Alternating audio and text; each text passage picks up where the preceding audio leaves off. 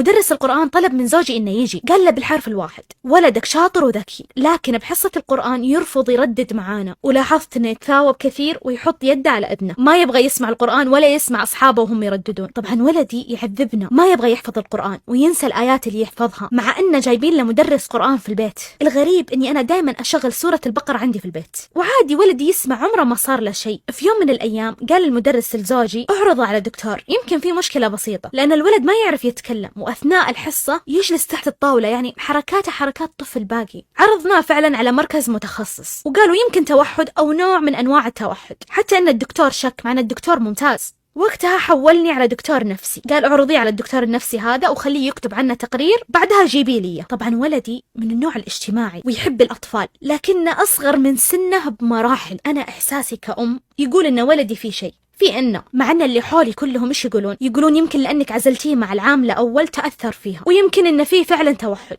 ويمكن بس إنها مشاكل لغوية. أصدقهم فترة وأستسلم، وبعدين أرجع أتذكر لما كان صغير كان غير مرة، كان طبيعي. بعدين أنا جبت ولدي الثاني قبل ما تسافر العاملة بشهر، والحين تفوق على ولدي الأول. مهما علمت ولدي الكبير أحس في شيء عاقد لسانه. مرت الأيام وجيت في يوم من الأيام قبل النوم مسكت ولدي الكبير وقريت عليه رقية بسيطة، وتفاجأت إن ولدي قام يعض في لسانه كذا كأنه قاعد ياكل لسانه لما قرأت عليه سورة الفلق. وقتها خفت وما كملت ورحت قلت لزوجي، قال زوجي أنت موسوسة وتتوهمين. لما في يوم شغلت رقية عامة، شغلتها بصوت عالي، كانوا أولادي يلعبون، فجأة ولدي الكبير سوى نفسه ميت، يعني كذا نام وطلع لسانه، وأنا يعني أعرف إنه صاحي أساسا، بس إنه ما أدري يلعب. مع إنه تخيلوا إنه جلس نص ساعة على هذه الوضعية، من سدح سوي نفسه ميت طلع لسانه نص ساعة. أول شيء طنشته، حاولت بعدين إنه يصحى، طنشنا هو، ما أعرف هل حركة شيء نفسي ولا إيش، مع إنه وقتها زوجي ضربه لكنه طنشنا. وقتها ما قدرت أتحمل وأخذت ولدي ووديته الشيخ، قرأ عليه. وقتها حسيت إن ولدي متغير شوية ويبكي، بس استغربت ان الشيخ قال ما في شيء. واول ما رجعنا البيت مسكني زوجي وقال اسمعي لا تزعجيني، ودى